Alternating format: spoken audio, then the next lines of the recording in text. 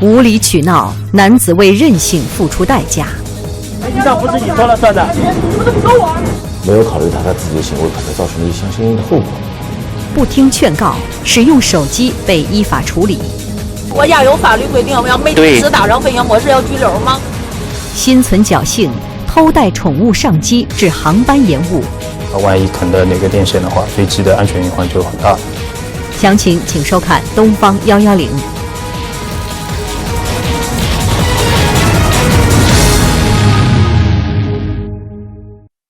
打微信我打给很公平。你叫不叫警察？我说过了，你要报警的，我可以替你报警，是吧？我打人你不叫警察，我打人啊！你冷静点好吧，你先往后走，你往后走。他先打我的，你现在扰乱课堂秩序了，知道吧？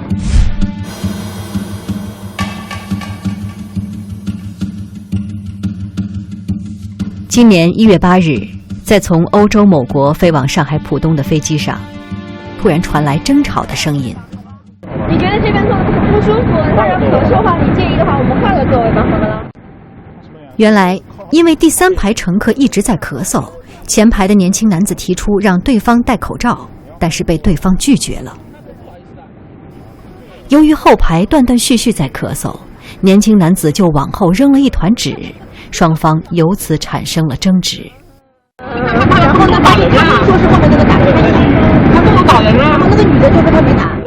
眼看年轻男子情绪激动，不断向后探头辱骂后排旅客，乘务员赶紧将他带离座位。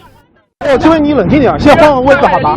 你换个位置好不好？好不好？行，你换个座位好吧，不要这样。你往哪去了？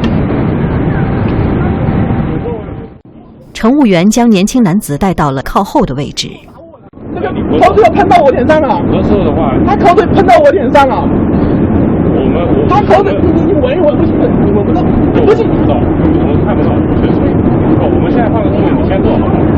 但是我跟你讲，到一定要叫警察，你必须给我叫，不然我就不坐了。我现在给他打架，我现在坐他。眼见乘务员没有接他的话茬，这名男子竟然径直返回原来的座位，打了后排旅客一下。乘务员赶紧将该男子带到了服务舱区域，试图缓和他的情绪。哇，你要冷静啊！我就跟你说，他不但他咳嗽对吧？我们能理解，但是我们刚才说他，对，你打呀，年轻人，你现在是你可能是个受害者，你现在主动打人了。我不是做受害者，我已经很克制我自己。按照在服务舱发泄了一通之后，男子的情绪逐渐平稳下来，干脆席地而坐吃起了东西。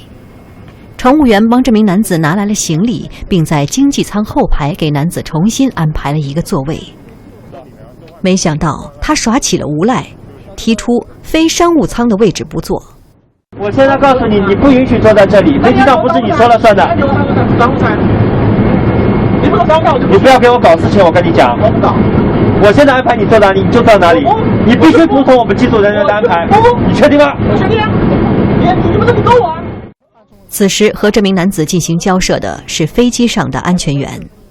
请配合我们工作，把你东西收好，回到座位上，好吧？我想问一下，如果不收会怎么样？你能不能能不能配合我们工作？你如果不收啊，我收，你别吓唬我，胆小。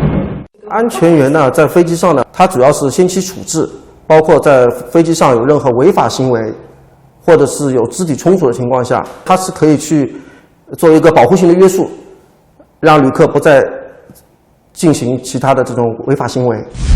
没想到男子在指定位置坐下后还是不消停，掏出了充电宝给手机充电。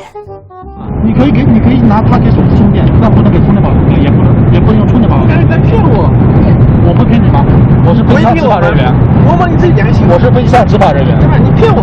我就问，我就给他充了。你认识警徽吗？警徽认识吗？我不认识。这一呢，主要是影响的是一个消防上的一个防火上的一个问题。如果它一旦涉及火情的话，那这个是对航班的影响就很严重了。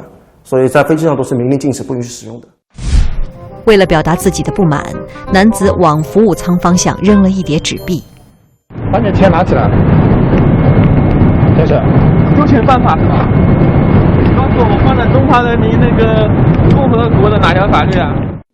男子一系列的任性行为，让本来只是前后排旅客间的小矛盾，升级成了激闹案件。该名旅客啊，在飞机飞行过程中啊，他为了满足自己的一部分的诉求啊，他情绪包括行为啊，就有一个升级的情况。其实他这个行为已经造成了航空器内秩序的一个混乱，危害了航空器一个正常飞行的一个空中安全。所幸在此之后，男子没有继续无理取闹，整个机舱恢复了宁静。在旅客们陆续醒来后，安全员搜集了相关证人证言，为下一步处理做准备。首先，作为一个公民，都有义务提供证言证词，所以说安全员他也是行使这个职责。他在这种前提下向周边的旅客取证，才能保证还原整个事情的过程。1月8日下午3点06分，航班安全抵达浦东国际机场。接到机组报警的民警进入机舱处置警情。什么情况？就看他孙子不爽，揍了他才。询问过程中，男子自说自话地把手伸向了民警脸部，现场示范自己是怎么打人的。别动手！你可以碰警察吗？警察就不能碰啊，警察不是人啊！你什么意思啊？你用那人干什么？欺负人啊！最终，这名男子因违反《治安管理处罚法》第23条扰乱航空器上的秩序，以及第50条阻碍国家机关工作人员依法执行职务，被警方依法处以行政拘留5天的处罚。法律是比较淡薄，没有考虑到他自己的行为可能造成了相应的后果，因为他的行为引起了更多的旅客的一个慌乱，造成了飞机上的一些整体秩序的混乱，更有可能对飞机的整体飞行过程中造成一定的危害。也许在许多旅客的认知中，在飞机上不按照规定使用电子设备，与他人发生争执，在厕所里吸烟，不按照规定就坐等行为，不会带来什么严重的后果，最多只是被警告几句。但实际上，这些都属于扰乱客舱秩序的行为，也就是我们俗称的激闹。根据情节轻重，行为人将付出相应的法律代价。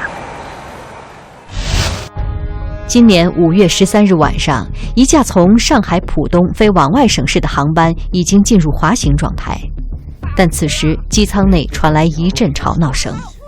这好大个事儿呢，他家死人了，我能落地再说吗？你现在把手机给我打飞行模式哈，女生。别跟我说话了。再跟你说一遍哈，现在手机必须打上飞行模式，好吗？飞机已经进入滑行阶段，也就意味着即将起飞，这是对飞行安全要求最高的时间段之一。然而，这名女子显然已经被自己的情绪控制，完全无视安全员的警告。现在就差1秒，我现在还没起飞，你不让老子搅乱我家人要死了，你负责吗？我现在再说一遍哈，女士哈，警告你现在把手机打成飞行模式，好吗？我不打，你能拘留我吗？根据2018年民航局发布的《机上便携式电子设备使用评估指南》，规定各航企可以根据自身情况有序放开电子设备使用。在起降时可以使用飞行模式，也就是说，旅客在乘机时使用电子设备应遵守相关航企要求，共同确保飞行安全。因为在飞机的起飞和降落阶段，飞机上面的飞行器是需要向地面塔台的信号去做一个接收和传输，这样的话它才能接收到地面塔台的相关的指令。这2个阶段是非常关键的，严禁任何的旅客擅自的去使用一个电子设备。在警告无效的情况下，安全员向机长报告了这件事情，机长做出了返回停机坪报警处理的决定。要有法律规定，我要没及时打上飞行模式要拘留吗？你起飞之前必须打上飞行模式。我要没打的话，哪条法律说必须得拘留啊？民航法。民航法说怎的不打？我现在告诉你，我已经跟你说了好几遍了，你打不打？我不打的话，我现在我不打，我能做不能做的。这些在客舱内开展工作的机组人员，一旦发现一些特殊情况，他们认为需要向地面公安可能会有报警的话呢，他们会第一时间把这个情况上报给航班上面的机长，最后由机长做出决定是否向地面公安进行一个报警。晚上10点05分，接到机组报警的民警进入机舱处置警情。这样的啊，您这个事情已经涉嫌违法了，请跟我们回去，我们依法对您进行传唤。我违法了？什么法呀？您已经扰乱了正常的航空器上的秩序。面对民警的传唤，这名女子感到十分错愕。她显然没想到自己的任性行为竟然会引起这么严重的后果。我男朋友在那骂我，我必须得骂回去。我们两个就发生争吵，手机挂了，微信上吵，飞机上的法我都不懂。最终，航班在延误了半小时后再次起飞，而当事女子也因违反《治安管理处罚法》第34条，在使用中的航空器上使用可能影响导航系统正常功能的器具工具，不听劝阻，被警方处以行政拘留5天的处罚。特别深刻的教训，上飞机就亲戚朋友身边的坐的我都说要关机，不要开。随着电子设备的普及，以及人们在日常生活中越来越依赖电子设备，这就导致了另一种激闹行为的发生，也就是飞机在飞行过程中，旅客违规使用电子设备。在接下来的这起案例中，这名男子不仅违规使用手机，而且还做出了更加过分的举动。这究竟是怎么一回事呢？今年1月18日，从外省市飞往上海浦东的航班上，一名男子突然拿起手机，一边拍摄一边坐到了公务舱的空位上。请您回原位坐，下降每一个旅客要坐到自己的座位上，系好安全带，这就是安全规定。面对乘务员的劝告，这名男子不为所动，他执意拿着手机拍摄，还对乘务员说要求升舱。我要是升出舱能不能升？现在已经下降了，先生。不可以升。对，我准备就是拍个视频，我也不干违法的事啊。现在已经下降了，请您回原位坐。请您回原位坐。可以。请您配合我们的工作，不要扰乱我们的客舱秩序，好吗？在乘务员的反复劝说下，男子终于起身回到了自己的座位。因为在乘坐飞机时，不仅要严格遵守电子设备的使用规范，也严禁随意更换位置。飞机上面可能不像普通的在地面上面的一些公共交通工具，所有的飞机它在飞行过程当中，所有的配重都是提前设置好的。任何的旅客、任何的个人，在没有征得机组同意的前提下，他是不得擅自去坐其他人的位置。因为没满足自己的升舱要求，返回座位的男子有些气恼。拍个视频，我这个可以摄入吗？可以花钱。我知道，那个头等舱是不允许随便进入的。不行，这我是自己升了，能升不能？因为它起飞的时候可以升。起飞的时候对，下降的时候是因为它操控不了了，那个。但是你不能说以安全理由来威胁我，你让我跑过去不安全，我跑过去就安全了吗？是不是？没想到男子返回原座后，没过一会儿又溜到了公务舱。乘务员再次对男子进行劝告，他这才不情不愿地回去。而在飞机刚落地滑行的时候，乘务员发现这名男子第3次溜到公务舱，还用手机直播起来。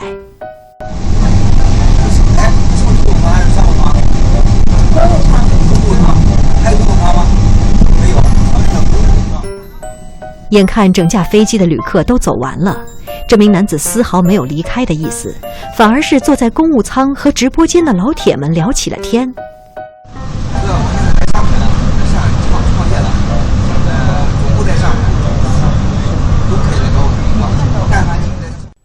9点04分，等旅客们都下飞机后，浦东候机楼治安派出所的民警进入机舱。我们接到这个机组报警报警了，说你在这个飞机上飞行的期间使用手机我们要了解一下情况。我使用手机，我这时候就有拍个视频。你现在在直播是吧？对，直播。能不能把先直播关掉一点？我们现在因为在执法。我也拍个视频因为我们这边都有取证仪的。男子向民警解释，自己是一名创业主播，在飞行期间他是有擅自离座的行为，但直播是等到飞机落地有信号之后才开始的。你听我讲因为什么呢？等到这个飞机到桥，听从这个机组的指挥说现在可以下课了，那就可以了。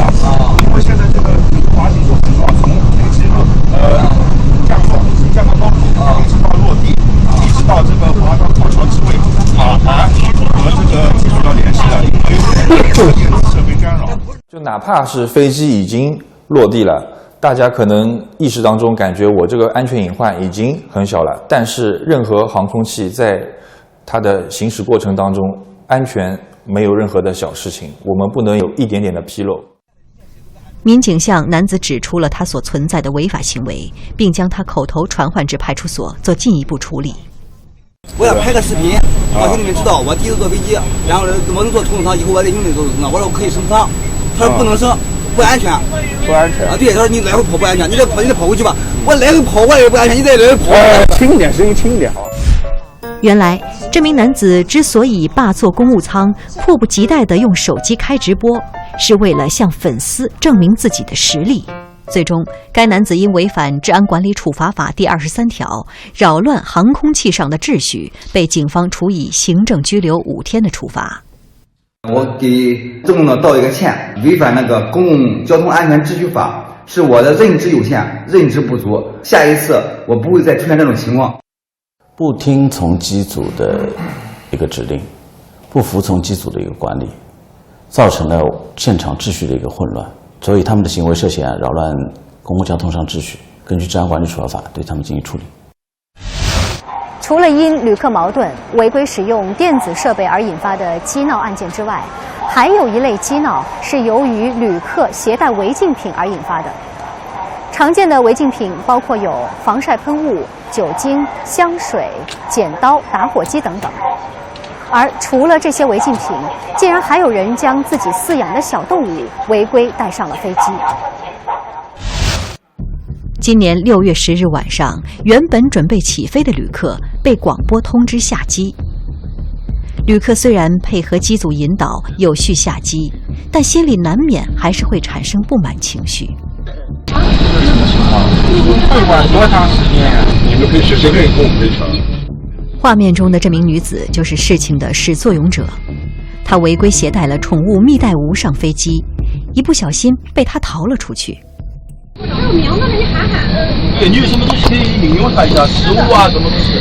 他没有，他最近还不是很舒服。看看有没有到那个壁板那儿，你那旁边那壁板那儿，壁板缝隙里。清空机舱后，女子趴在地上逐排寻找蜜袋鼯的身影。然而，蜜袋鼯体型小，胆子小，飞机上犄角旮旯又很多，寻找难度很大。因为飞机是有很多这种机械类的部件的嘛，这种小动物有可能穿到这种隐藏的这种地方，对飞行，比如说电线啊，小动物会有啃咬这种动作，它万一啃的哪个电线的话，飞机的安全隐患就很大了。幸好在飞机后段的服务舱内，女子找到了丢失的蜜袋鼯。她迅速将宠物放入了一个布口袋，随后放置到笼子里。是放在篮子这个里面的？不，他平时在我身上，就是他说要培养感情，这个朋友刚给我的才1个月，他太小了。就是你这个也是带着的，但是他当时他不在笼子里，他没法在笼子，因为他会钻出来，他很小。在飞机上落座后，女子担心蜜袋鼯在衣服里面透不过气，就把装蜜袋鼯的袋子拿出来，放进了脚下的笼子。系安全带的时候，他就跑出来，可能飞机声音太大了，他就一下子跑了，我就赶紧去找了。据女子说，她是在网上查的攻略，说可以把蜜袋鼯装袋藏在衣服里面，贴身带上飞机。我以为这个东西没关系，就因为他们说都可以带。飞机上带宠物，你要跟航空公司讲的，你跟他们讲，他们有专门一套就是带宠物的方法和流程的。我们呢也咨询了一下航司，也是有相关规定说，飞机上只限于托运猫与狗，就只限于这2种动物，没有说其他的动物啊。如果在不达到某个程度的天气条件之下，是没办法托运的。女子向民警展示了一段蜜袋鼯上飞机的视频，说自己是看了这些视频才决定带宠物上机的。还扔国内飞机上，他还敢发，是吧？就是看。哎，等会儿，你这个我刚才看的，因为你仔细看一下是什么飞机，你仔细看是什么飞机。对，你仔细再看一下是私人飞机。你从头再看一下这架飞机大小。你先看外面正规的飞机大小。他说他自己通过网上搜寻，找了什么小红书啊，还有什么这种论坛上面去搜的资料，其实这些资料很多都是摆拍的，并不是真实的情况。在警方将涉事女子带回派出所做后续处理的时候，航空公司也对飞机进行了检查，并组织旅客做2次安检。这个旅客因为全部下了飞机，到登机口重新等待这个飞机，然后机场这边又派了专业的安检人员和地勤人员上去协助清仓，起飞延误的时间有1个多小时。最终，这名女子和之前的男主播一样，因违反《治安管理处罚法》第23条，扰乱航空器上的秩序，被警方处以行政拘留5天的处罚。就是为自己的无知的行为买单，就是还是自己没有控制好，认为这个东西可以带上去，认为这个事情是没有危险性的，其实它都是存在风险的。这个旅客通过这种藏匿的方式把活体动物带上飞机，然后在飞机上面又因为自身的原因没有保管好，造成了这个小动物在机舱内窜逃。其实他这个窜逃的行为对于这个整个航空器的次序已经造成了严重的混乱。航空安全无小事，不同于地面运输，航空运输具有高空、高速、密闭等特点，因此对于安全有着更为严格的要求。机闹案事件的发生，很大程度上源于当事人法律意识淡薄，漠视他人权利和公共安全，对飞行安全缺乏了解。对于此类行为机场公安将从严、从快、从重的予以打击处理。在出行过程中特别是在飞机飞行过程中，约束好自己的一个行为，是保障其他旅客的一个出行安全，也是保障自己的一个出行安全。